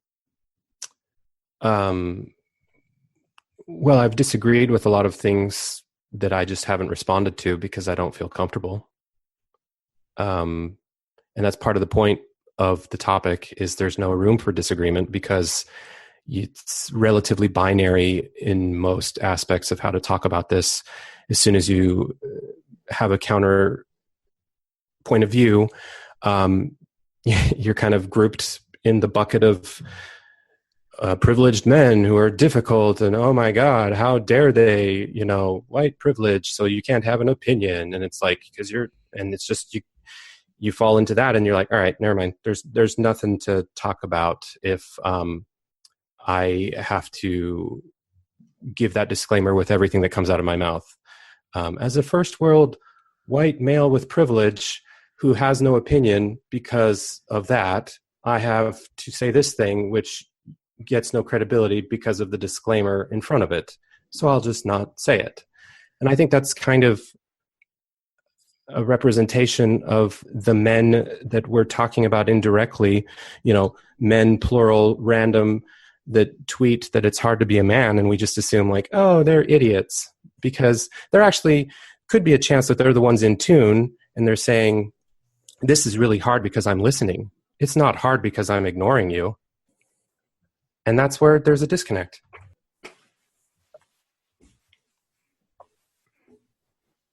Do you feel that I have talked in a way that has made it seem binary? Do you feel like it's not? Sometimes. Not always. It's hard to... I'm not going to give you a binary answer. How about that? Yeah, I I mean, the only thing I can relate to how you're feeling is when I have conversations about race, and I'll say something and I know my intent, and then someone will accuse me of being racist. For example, one time I used Beyonce in a Facebook status update, and I could have used a different artist, but I used Beyonce because in my mind I was thinking, well, if I use a white woman example, then I will not be, intersectional, and I will not be representing women of color. And so then people came in and accused me of using women of color for whatever gripe I had. And I was like, I can't win. No matter what I do, I can't win. So I can empathize with that. And the only thing I can say, and I don't know if this is helpful, is first of all, I disagree that the conversation is binary at all. And if I've made it seem that way, that is not my intention. However, I think society is so baked into this black and white thinking. That said, I'm sorry that you're feeling defensive. When I feel defensive, it's just like a cue for me to like step back and look at it.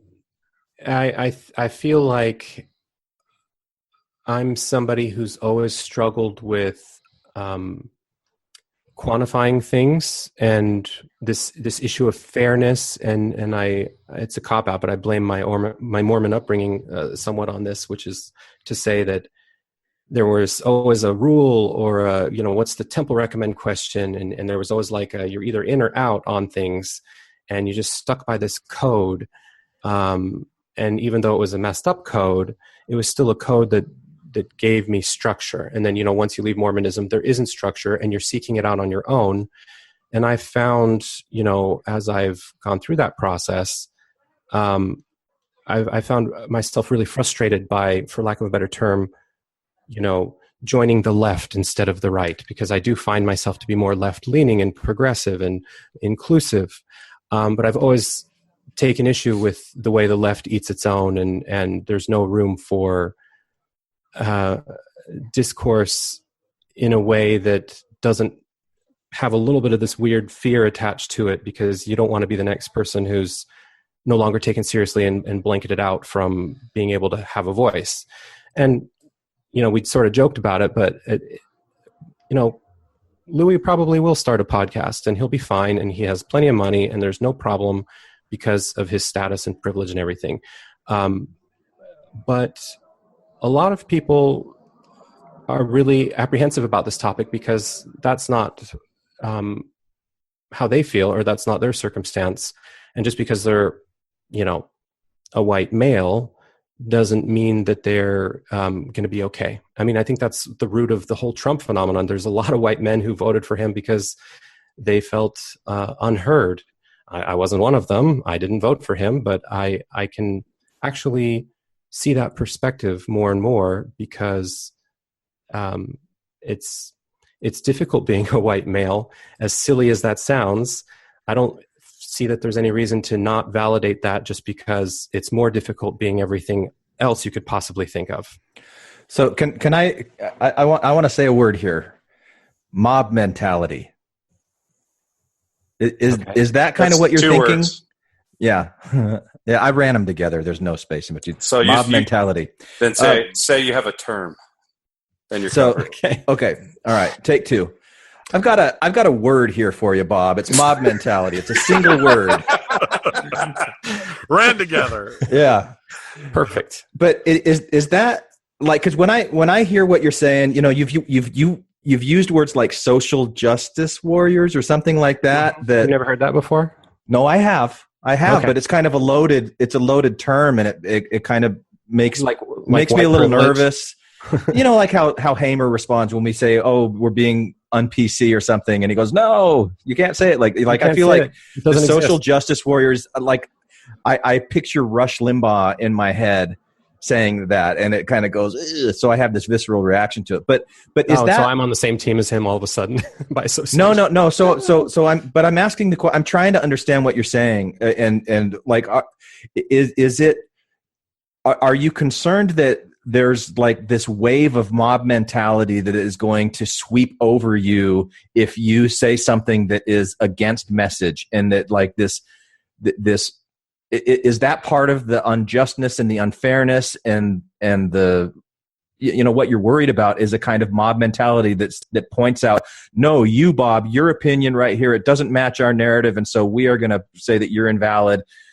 Right. And by the whole binary situation as part of the problem, it's like, well, clearly if you disagree with me, then you're so far on the other side, you must be like Rush Limbaugh. I'm not saying that's what you said, but that's how I can feel. Sure. If a disagreement from the other side on a hot topic is perceived like, I've simply am saying my opinion, whereas it's being construed as if I'm jumping ship for the other camp. And I'm like, I didn't know we were, that's just the way the world is right now. So everything is. I mean, there's something ironic in two things that you said on this same podcast. The one thing you just said is it's hard to be a white man because you're worried about, because of this, that, and the other, but you acknowledge that it's probably harder being a woman or a black man. No, I'm pretty sure. I don't like using the word I know, but if it helps, I know it's harder being other things than me. Right. So getting back to my point, but then earlier you're like, well, people that are victims of psychological sexual abuse, you're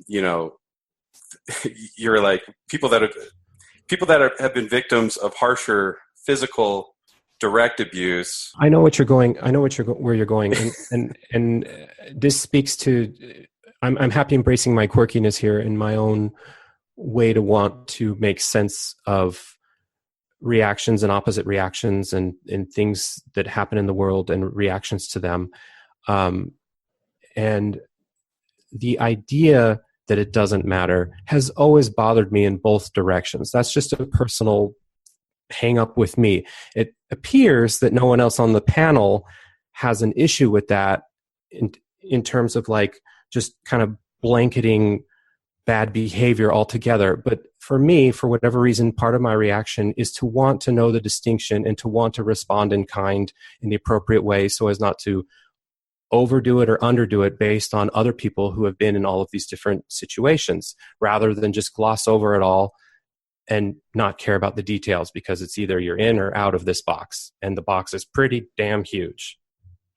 I just don't feel like I don't agree with your characterization of the conversation that it's been binary and black and white, and I think we've nuanced the hell out of a lot of shit. I don't think that any of us are putting Louis C.K. in the same category as Bill Cosby, but we're putting, or at least we're not equating them, but we're putting them, I think, on a spectrum that's really important. So, Randy, what do you think that Bob is saying? Well, I'm just, from what he said before, he said everything's binary, and if he says anything that's off point or off the approved upon script, that he's going to get attacked. And I don't think that's the way this conversation has gone.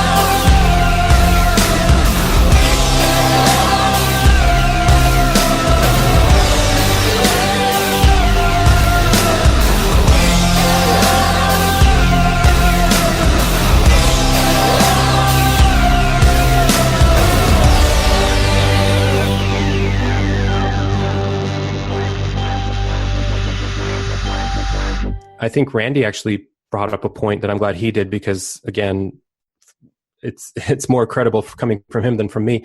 But the fact that why? Because of the context of this conversation. Now, let me just say what it is, and then let's talk about it. The fact that thus far the most recent accusation is from 2005, and then if you want to talk about the in-person ones versus I'm not trying to defend him or anything, but just like I just want to say it again, as Randy said, there's a possibility, however faint, that this was dealt with in some way. We don't know that, but we assume it wasn't. And it's, now 12 to 15 years later, and this is the reaction, and this is what's happening to him. And it is what it is. It's just, as much as we can feel like there's nothing quote unquote wrong or overdone here in the reaction. I don't know. I feel like that's presupposing a lot of other assumptions that we don't know about how he's handled himself in the last 15 years. Look, I wonder, would it be possible if we project a couple of months into the future, if Louis C.K. becomes like a very outspoken advocate against sexual abuse, and so like the seed that he planted with this letter of apology, if he really follows it up and he gets out there and he's a crusader, will he be accepted for that? I don't know. I mean, I can only speak for myself. I would accept him, I think, based on that. I would say no, because he was forced. Because he came out after he was caught. proven. Just like what Lindsay said, the apology came after the so allegation. then he's kind of screwed. Then he can't do anything to make anything better and to promote. See, I actually have more respect for Louis C.K. because of the way that he handled that admission of guilt than I did before. Fair enough. And that doesn't excuse what he did at all, because I'm right there with you, Lindsay. It's inexcusable for him to do what he did. But I think he recognizes that, he acknowledges that. And so what I would expect and what I would hope from him is that he doesn't leave it just at this point, but he says, yeah, this came out. I wish it would have never come out, but it did come out. And now I'm going to fight for the women that I used to make feel powerless and that I abused. And I'm going to be your advocate now, if you'll accept me. That's what I'd like to see him. But do you think women want that? I think would change the conversation. Here's what I think would change all of this public shame and all of this stuff that we're talking about, the stuff that's making Bob uncomfortable. We are rewarding call out culture by what Louis C.K. did. He was publicly shamed. He came out. He said he was sorry. The market is going to reward that. Instead, I would rather that before somebody comes out because they're forced to, that they owned up to it before and tried to become the advocate, not because they were shamed into it or forced to. Because what we are now saying is this is the way that justice is met, that somebody keeps their skeletons in the closet till it's called out, and then we'll deal with it. Wait. No, the opposite happened, Lindsay. He came out and then he faced worse consequences after. So it's not like society's praising him. The market didn't give him anything for coming out. They took more away, just to be clear. No, he was forced to. He didn't come out on his own. He was forced to come out. I mean, he was accused. Like, it's not like he, Louis C.K. in his bits was saying, yeah, I had this problem once, and now I've realized it's wrong and I'm doing this. I don't know what you mean by forced. The New York Times he had to respond to the accusation. No, but that's the point. Nobody else is responding in kind. They're just saying, talk to my lawyer. I can neither confirm nor deny. Louis chose to respond the way he did. He wasn't forced to do it the way he did, and it was significant. You're one step off. I agree with you, Bob. She's talking about one step before there's even a New York Times op-ed to expose him, putting him in the position to make a choice. She would like to see him come forward, like someone like him come forward before. So if Jared Leto right now came forward and said, hey, I actually have this fetish where I do something like this and I've done it and it's wrong. And, because he does. Gosh, I know that he does. Anyway, but like, is that what you're saying, Lindsay? That you would want somebody to come out like that and just volunteer without being compelled by a New York Times article to address it? Yeah, and of course, like, I realize how ridiculous that is. I realize that happened, and I realize that people are going to say, well, I mean, because then, no one's going to give grace for Jared Leto.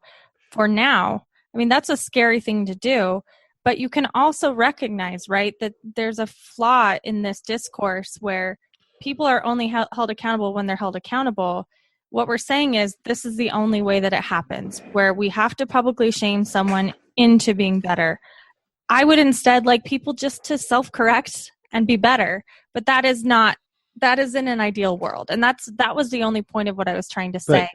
And what I was trying to respond with was kind of twofold. One is the reaction to Louis' not perfect, but still better than everyone else's way of handling it was more negative consequences for him. So there's no incentive for anybody. Are you sure, though, that that's like a real cause and effect thing, and that the things that got pulled away from him would have been pulled away whether he issued the admission or not?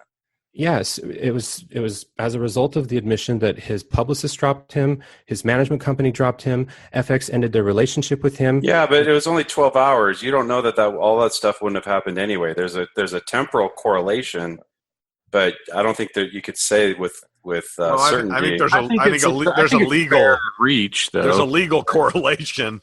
Now they're free to take action when it's not disputed. And you guys, we're talking about him a lot more sympathetically than we are about Harvey Weinstein. So I do think. Yeah, but we like his art better. Yeah, I'm just trying to say, like, I don't think that the apology did nothing and that he's being punished for apologizing. I disagree with that. Absolutely. Are people critiquing his apology? Yes, because there are some valid things for critique. Did people do the same thing with or Spacey, whatever his name is, that I said I really liked? Now he's whatever his name is, the artist you admire and enjoy all his work. Oh, what's his face? His quote unquote apology was horrific, and that's where he comes out. I mean, he lost stuff too. It's not like, you know, this guy Louis C.K. is being disproportionately like affected. What he's saying is, I'm sorry, and I'm admitted that I did this. So the fact that people are, you know, pulling away their projects, that also seems reasonable to me that they would do that, because he said, you're right, I did do this. Is what you're wanting is everyone to say, you're right, you masturbated 5 times in front of people. Thanks for admitting it. Let's give you a new special about it. I don't know that that's an appropriate reaction. If you were the victim of that, I wonder how that would feel. Right. Well, what I'm saying is I don't know what he's done in the last 15 years since his last accusation, other than his work, which does suggest that he's been thinking about this constantly, and in a way, maybe we can call it a sick and twisted way. He's been paying for it in the way that he's constantly thinking about it, and it feeds into his material that's brilliant that now is not brilliant and is being censored. But there's just this complexity here. There's ways he's maybe mitigated this and handled it that we're just unaware of, and we're just quick to. My whole premise was that he, you know, has both done the least and the most, not to diminish the victims, again, standard disclaimers, but that we're sort of making all of these assumptions in our pronouncement of how we're going to judge him, you know, within the next few days, just because that's the track that the train is on. And someone like me saying, hang on, let's explore this a little bit more. It's not to say he gets a free pass or he should still has his shows. I'm not suggesting that those are the right outcomes either. I'm just suggesting that there's a lot that's being said here in the way that this is being handled that's not being talked about much. Can I just point something out in just something that you said, Bob, in the way that you said it? When you said not to diminish the victims here, I know we've got to say that there was a tone to your voice that showed that you were clearly annoyed that you had to say that. Because I know, and I understand where your annoyance is coming from, but that because that annoyance is there, it can easily be misinterpreted that you are like blaming the victim and saying that it shouldn't be acknowledged, even though you're annoyed that it can't just be taken by a default that this is your position. You have to say it every single time. That's annoying. It's tiresome. I think that's why you're expressing the annoyance. Right. But in having that there, it's really easy for a listener to misinterpret that and then kind of turn against you.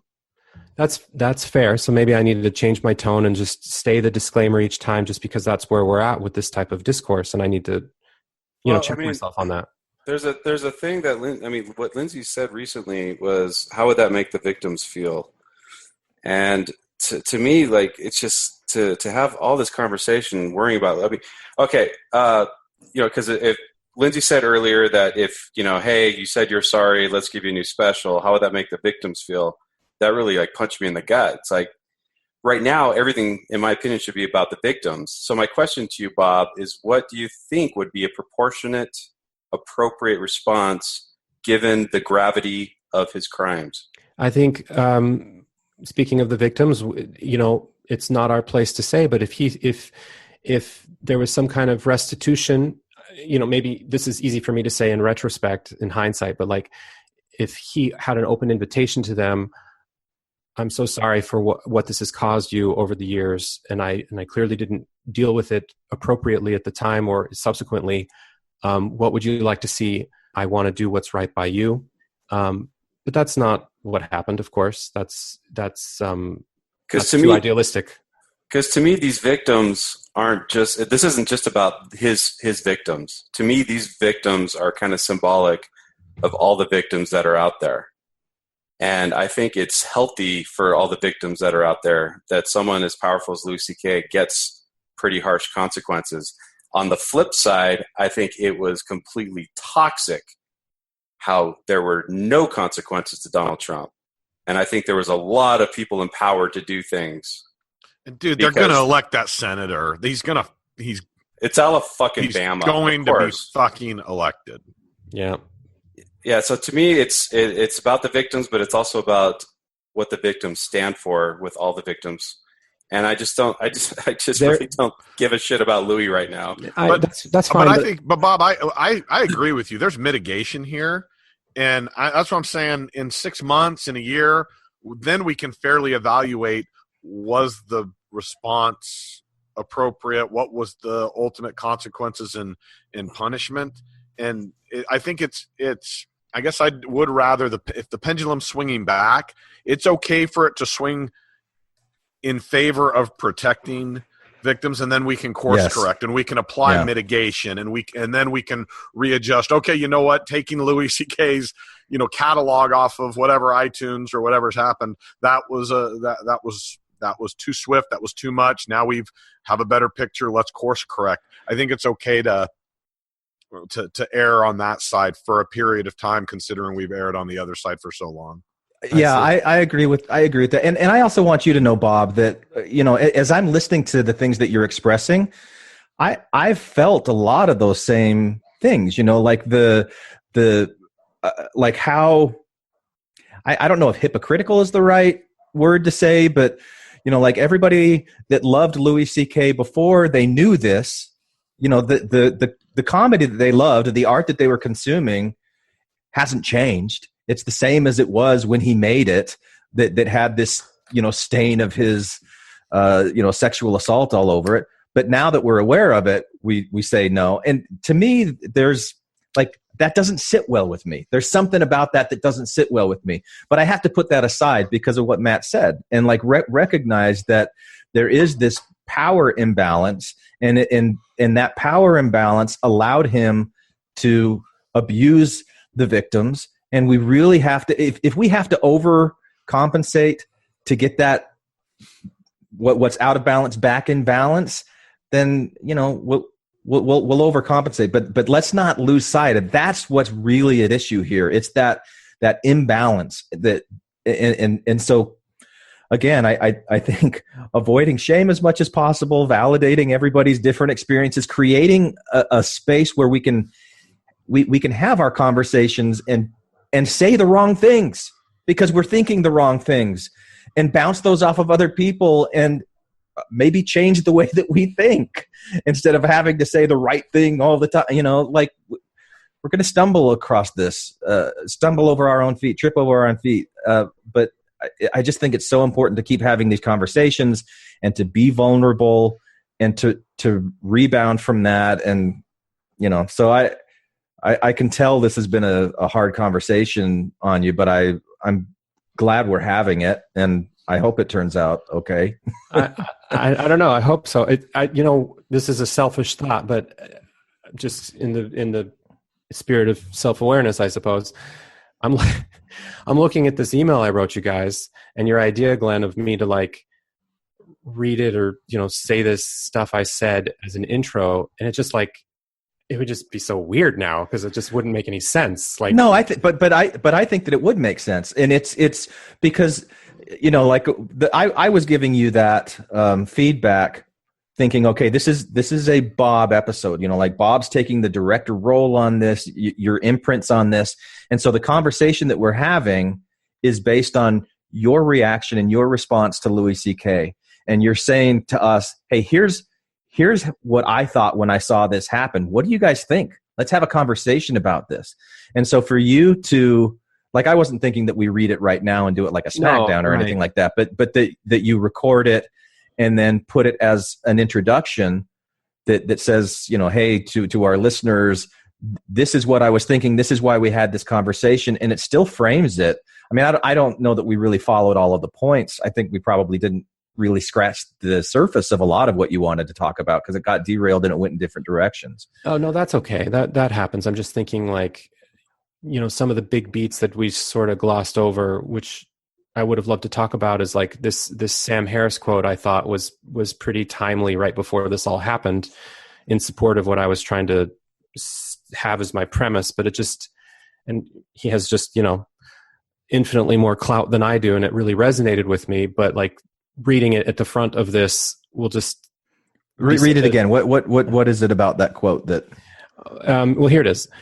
Everything that's happening on the left and the right now with respect to politics and with respect to any of these moments in the news that have a real political and moral charge, like the Harvey Weinstein scandal. There's what's happening and however bad it is, but then there's a kind of attitude of moral panic that grows up. It's hard to get one's bearings here because the very criticism one has toward a situation can be used against you. I think largely as a result of social media, in the sense that it's just good to retweet articles that one hasn't even read just because one likes their titles. There's this amplification of outrage and kind of thoughtless criticism that it's very hard to get back to civil discourse about important topics. Yeah. And this really resonated with me because it took so long before we actually addressed what Louis did before we started talking about him in the context of just everyone else. And that really bothers me because I like an approach to discourse that's more precise about the specific context of the scandal at hand or whatever. And now there is a thing to be said about where it fits into the larger societal structure of everything else going on. But I think there really is a problem with just, headline culture and retweets and feeling good about what you do on social media without actually thinking through what's happening. And I guess we sort of talked about that a little bit, but I don't know. It didn't. I remember when, like the aftermath of 9/11 and the surge in patriotism, and my response to that was very cynical. And like I got up in church and I bore my testimony that like this thing that happened to us, everybody's come together right now. And like I was working for United Airlines at the time, and I on the phones, and so I would talk to people that would call in, and like that job it sucks because people always want to complain about the things that are going wrong with their air travel. But for about 2 or 3 weeks, everybody was really nice as you were calling in. So I was really attuned to this, that there was a change, there was the shift in the culture. But I was afraid that all of those good, let's cooperate, let's come together as a country, was going to devolve and get lost in whatever the next news cycle was or big thing. And I think that it did. I think that people came together and they were charged and really aware of things for a certain time, but then went back into partisanship and all these other things that got worse than it was before. And so when I see something happen, like I like the way that Randy framed it at the beginning, where we're talking about putting this in the context of a Bill Cosby and a Donald Trump and a Harvey Weinstein and all these others. I can see where you're saying, Bob, that this might be a disproportionate response with the Louis C.K., but I don't want to, in 3 months, we look back at this and go, oh, no one's talking about this issue anymore because we've moved on. And there's like this huge outcry right now that you're very sensitive to and that you're acknowledging and responding and you want to talk about. But then like all of that moves over onto the next thing or the next offense that happens, and it's just like people moving around, like whatever. So that's my thing. I lost my train of thought. Well, I don't want it to be taken lightly and forgotten about. That's I hear you there. I hope that Sam Harris quote isn't how you have perceived this conversation, as retweeting headlines you haven't read and amplifying and perpetuating outrage that is based in in a fatuous way. No, because that's how I read that quote. And if you fucking put that at the beginning of it, I'm gonna take issue if that's how you're gonna try to characterize how this conversation went. No, that's how I was just going to characterize how my engagement with how Louis C.K. has been handled in the public eye versus others, the disproportionate variables on both sides of what happened and then what happened to what happened. It was baked into my thoughts before this conversation happened. But that's not to say that there are parts of this conversation that didn't support some of what I read into there. Certainly not most of it. Okay. Thank you for listening to Infants on Thrones.